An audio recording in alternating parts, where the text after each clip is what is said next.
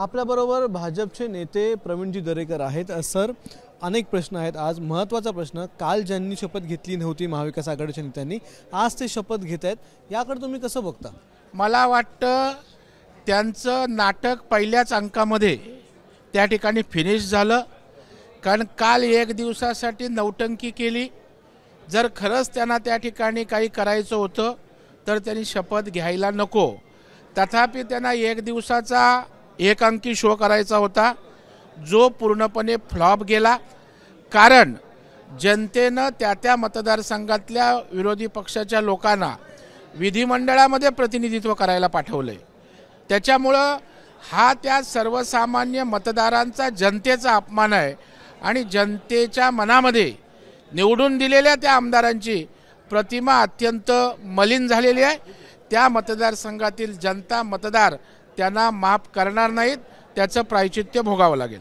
आज उद्या बेळगावमध्ये मराठी भाषिकांचा महामेळावा आहे, मराठी एकीकरण समितीने तो आयोजित केला आहे। मात्र आजपासूनच महाराष्ट्रातल्या मराठी नेत्यांना बेळगावमध्ये जाण्यासाठी बंदी करण्यात आलेली आहे। कर्नाटक सरकारकडे तुम्ही कसं बघता?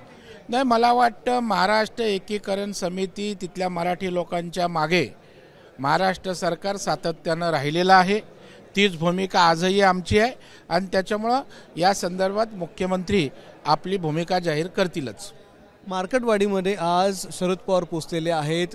ईव्हीएमच्या संदर्भात मोठं आंदोलन उभं करू पाहत आहेत आणि या संदर्भामध्ये मार्केटवाडीमध्ये बॅलेट पेपरवर निवडणुका घेण्यासाठी आग्रही आहेत। काय वाटतं, शरद पवार इतके मोठे नेते आहेत, आज ते स्वतः पोहोचलेले आहेत मार्केटवाडीमध्ये? मला वाटतं मार्केटवाडीच्या निमित्तानं महाविकास आघाडीचं भरकटवाडी झालेली आहे।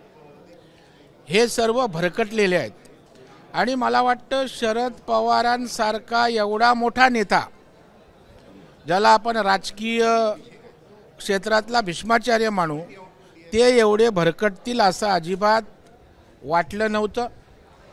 कारण लोकसभेला निवडणुका झाल्या, त्या ईव्हीएमवर झाल्यात आणि त्याच्यामुळे जर लोकसभेच्या ईव्हीएमच्या निकाल मान्य आहे तर त्याच ईव्हीएम होत्यात।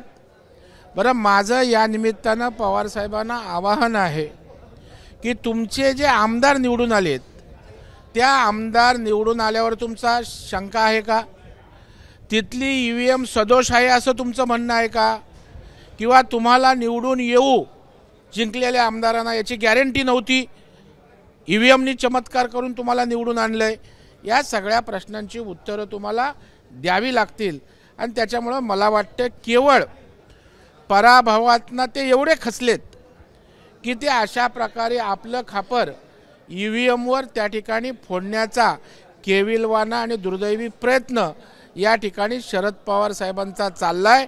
ईव्हीएमसाठी, या विषयासाठी मार्केटवाडीला ते गेले, परंतु ज्या सोलापूर त्या मतदारसंघाचं लोकसभेत नेतृत्व केलं तेव्हा त्यांना तिथल्या गावागावांमध्ये जाता आलं नाही, म्हणून तिथल्या लोकांनी त्यांना नाकारलं। पुन्हा ते निवडणुकीला तिथून उभे राहू शकले नाहीत, म्हणजे खासदार असताना लक्ष दिलं नाही आणि आता या ठिकाणी ईव्हीएमचं निमित्त घेऊन मार्केटवाडीला जाणं म्हणजे केवळ नौटंकीचं राजकारण आहे, याच्या पलीकडे काही नाही। शेवटचा प्रश्न, काल अबू आझमींनी जाहीर केले की आम्ही महाविकास आघाडीसोबत नाही, कारण उद्धव ठाकरेंनी पुन्हा एकदा हिंदुत्वाची भूमिका स्वीकारलेली आहे। काय वाटतं उद्धव ठाकरेंच्या हिंदुत्वाच्या भूमिकेवर कालचं बाबरी मस्जिदचं ट्विट आणि अबू आझमी बाहेर पडणं? मला वाटतं की हे तर पहिलं पाऊल आहे, याच्यामध्ये अनेक गोष्टी महाविकास आघाडीमध्ये दरार निर्माण करणाऱ्या घडतील असा माझा दावा आहे, माझा भाकीत आहे। धन्यवाद आमच्याशी बातचीत केल्याबद्दल। तर प्रवीण दरेकर आपल्याबरोबर होते आणि महाविकास आघाडीमध्ये आणखीन मोठी फूट पडेल अशी शक्यता ही प्रवीण दरेकर यांनी व्यक्त केलेली आहे। कॅमेरामन अनिल संगरेसह अक्षय भाटकर, एबीपी माझा, मुंबई। एबीपी माझा, उघडा डोळे बघा नीट।